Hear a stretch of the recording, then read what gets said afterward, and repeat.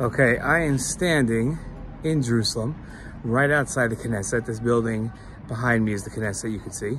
And I am here actually on a very special day. If you can notice behind me, I don't know if you could see it, but there are not just Israeli flags behind me, but there are American flags. And the reason is because the day I am filming this is the day that the American Speaker of the House, the head of the American Congress, came to visit us here in Israel, and he just gave a speech at the Knesset.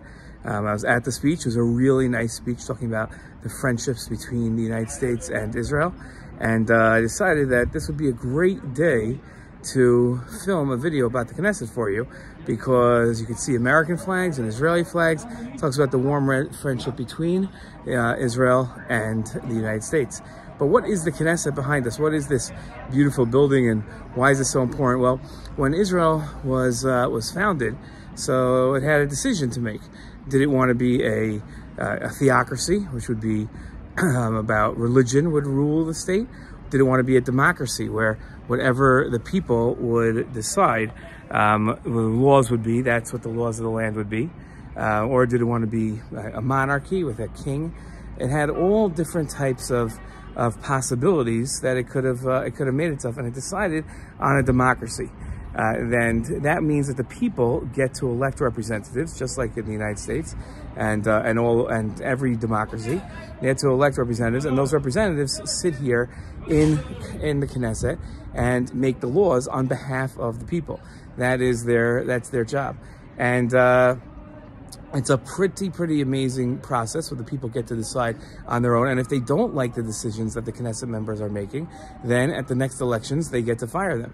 And if they like the job that they're doing, in the next elections, they get to rehire them and re-elect them, and they get to stay in the Knesset doing their jobs. So that's how we decide. Now, in America, there's something called the separation of church and state, which means that religion and government cannot mix.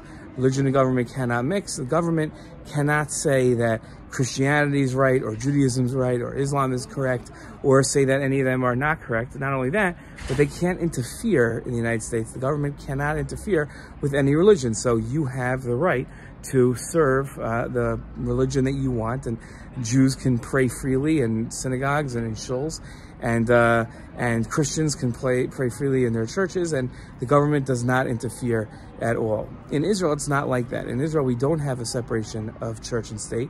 There isn't forced religion, but it's a Jewish state. It's a state made for Jews, and all the national holidays are Jewish holidays.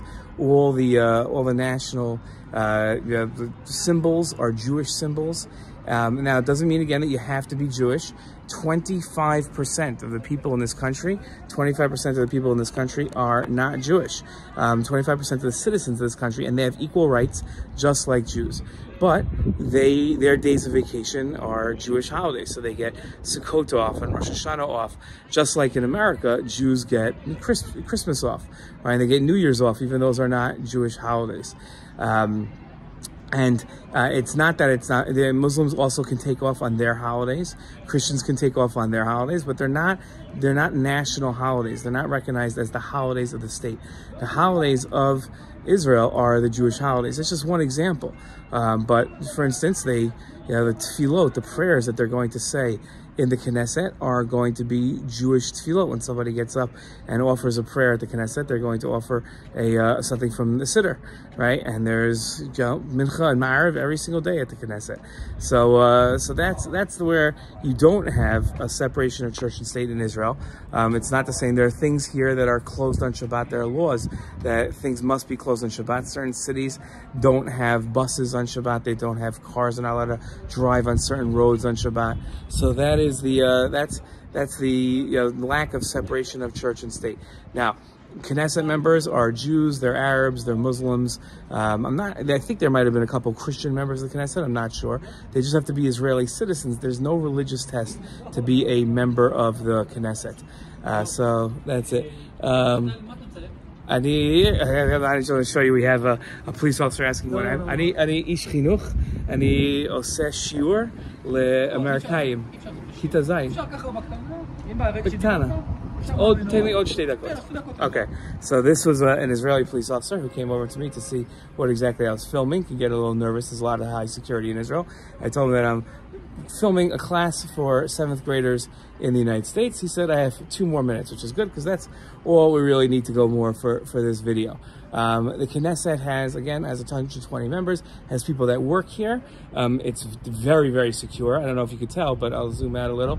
I'm actually standing in front of bulletproof glass that's here in front of the Knesset to make sure that nobody goes through and does anything that they're not supposed to.